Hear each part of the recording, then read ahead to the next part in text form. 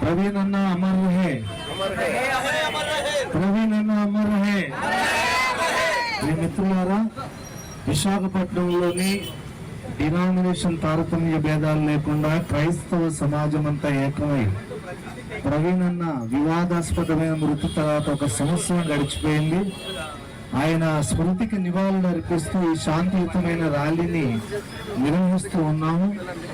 ప్రభుత్వం క్రైస్తవులను పట్టించుకోవాలి. క్రైస్తవులు కూడా దేశ పౌరులే, దేశభక్తులే. మీకు అధికారులకు రావడానికి క్రైస్తవుల ఓట్లు అనేవి ఉపయోగపడుతున్నాయి. మేము కూడా భారతదేశంలో పౌరులు, మాకు హక్కులు, అవసరతలు ఉంటాయి.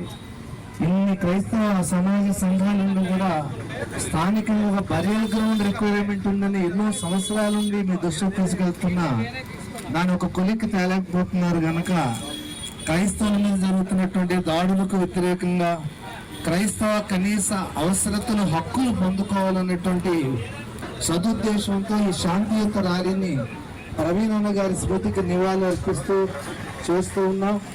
క్రైస్తవ సమాజం ఒక ఐక్యత ఇక్కడ కనబడుతుంది.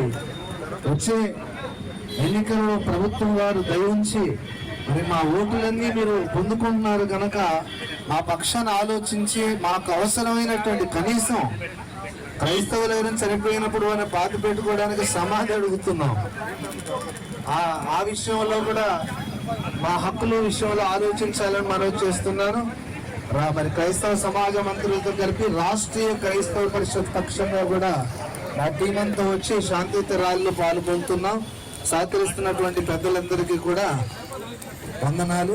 ఈ మాటలు ముగిస్తున్నాను. థ్యాంక్ యూ అన్న.